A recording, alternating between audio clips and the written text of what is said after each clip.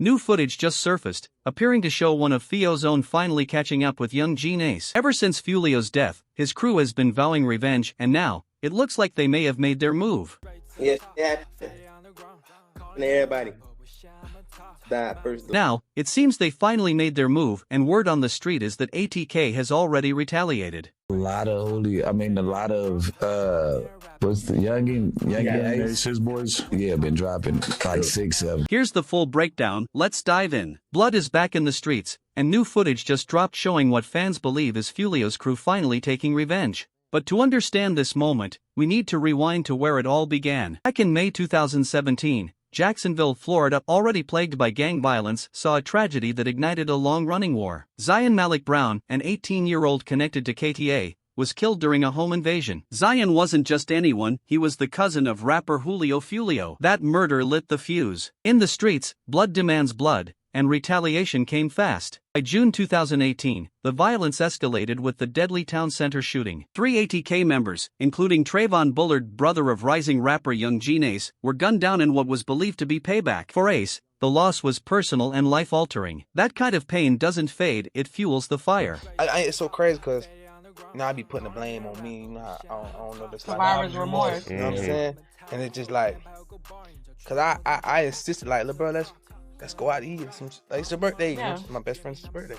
I'm like, it's your birthday, man. Let's just go out and eat. This wasn't just a shooting, it was a message. In the brutal world of gang warfare, survival depends not just on bullets and loyalty, but on how you respond to disrespect. For YungeenAce, surviving the ambush that took his brother's life was a turning point. He could have vanished into the shadows, left the streets behind, but he chose the opposite. He stood tall and vowed to represent for those he lost. That decision would ignite a feud so deadly, it would define an entire city. ATK, short for Ace's top killers, became inseparable from Ace's name. This wasn't just a rap crew, it was a street organization, with real bodies and real enemies. On the other side stood KTA, which stood for Kill Them All, led by Foolio. What started as music quickly turned into warfare. These groups weren't just dropping tracks, they were claiming territory, mourning their dead, and retaliating with violence. By 2018, Jacksonville had turned into a battleground. Alliances formed in gangs like 6 Block, aligned with KTA, and 1200, siding with ATK, turned the city into a deadly chessboard. Every wrong move could be your last. Tragedy struck in early 2019. First, ATK member Willie Addison, known as Boss Goon, was gunned down outside Paradise Gentlemen's Club. KTA retaliated.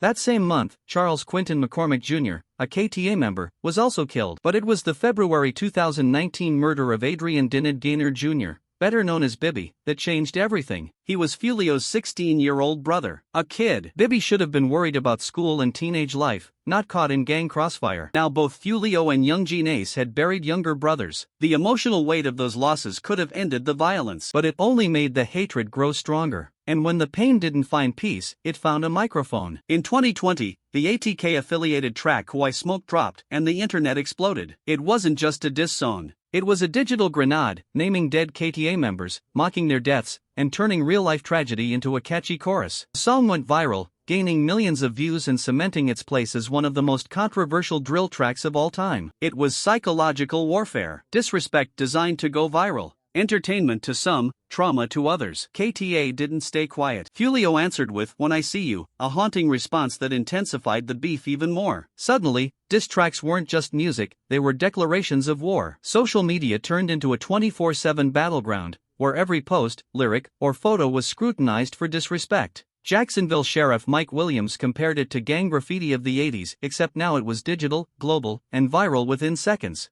As the online battles intensified, the real violence never stopped. Every diss track fueled street retaliation. Every Instagram story hinted at possible targets. Music became the matchstick, social media the gasoline. The most heartbreaking part? This wasn't just a gang problem anymore. Innocent people were dying. Families were caught in the crossfire. Entire neighborhoods were living in fear. The line between street and studio had been erased, and the consequences were real. By 2021, law enforcement began watching closely. Agencies were monitoring lyrics, dissecting tweets, and analyzing music videos. But proving that a bar in a song was actually a confession? Nearly impossible. These gang-affiliated artists weren't reckless, they were strategic. They moved in silence, communicated without trails, and turned their deadliest moves into viral anthems. Even as the bodies kept dropping, Lawrence Davis in 2018, Adrian Mackenzie and Rico Osama Julian House in 2023, the beef showed no signs of stopping. The community suffered. Real people, mothers, sisters, children, were left to mourn, while fans outside the city consumed the drama like a TV show. True crime podcasts broke down the beef. YouTubers hunted for clues in lyrics.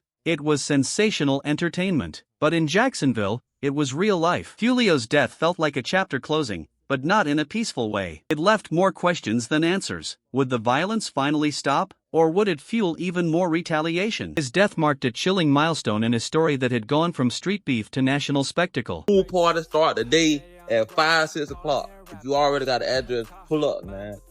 You got the address, pull up. If you need the address, DM me right now. Pool party start at 5, 6 o'clock. For someone like Foolio, posting his location online was like painting a target on his back. He had survived multiple assassination attempts over the years, and everyone in the streets knew that ATK wanted him dead. Still, Foolio kept living his life in the spotlight. With over 1 million Instagram followers and nearly 1 million monthly Spotify listeners, his music was reaching audiences around the world. He had every reason to celebrate making it this far, but the streets don't respect success, birthdays, or fame. And they definitely don't spare anyone who believes they're untouchable. Foolio's 26th birthday celebration began in Jacksonville but eventually moved to Tampa, about 3.5 hours away. He originally planned to throw a pool party and an after party at an Airbnb, but police shut down the event. He and his crew then relocated to a home 2 suites by Hilton Hotel near the University of South Florida. Later, court documents revealed something chilling. 5 suspects had followed Foolio from Jacksonville to Tampa, tracking every location he visited that night. This wasn't a random act of violence. It was a planned, calculated execution.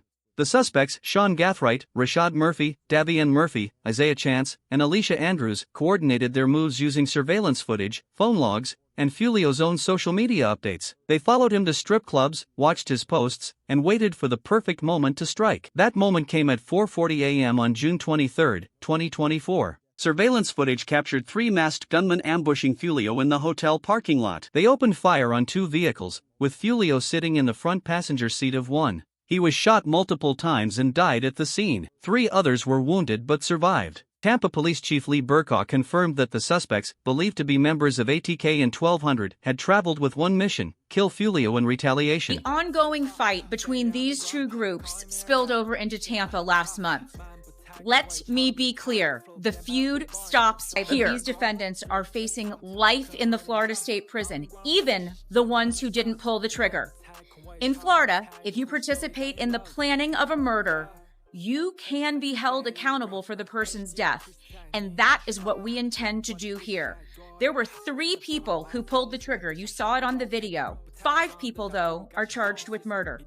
The level of planning and coordination between these 5 defendants was truly There's been intense speculation about whether YungeenAce played a role in Foolio's murder. Social media lit up with rumors, including viral claims that Ace allegedly paid $10,000 for the hit. These unverified posts have shaped public perception, but as of June 19, 2025, Ace has not been charged with any crime related to Foolio's death. In fact, Ace went on Instagram Live to deny any involvement, saying, "That's sad. I ain't gonna lie bro, leave the streets alone, playa. I don't condone stuff like that." He also claimed he and Foolio were actually on good terms before the murder, directly challenging the narrative that he had a motive for revenge. Trials for Foolio's alleged killers are set for late 2025 and early 2026. All suspects have been denied bond, with judges calling them a danger to the community. The state's decision to pursue the death penalty shows how seriously they view this case. But the real tragedy? Foolio was just 26, a rising artist with a massive fanbase, celebrating his birthday 1 minute dead in a hotel parking lot the next,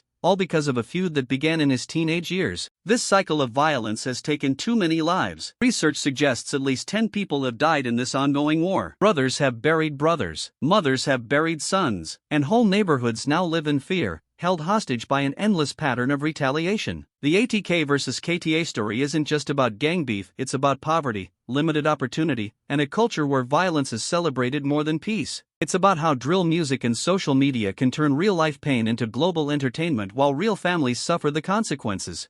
That brings us to the end of this story, for now. For more videos like this, click the cards on your screen.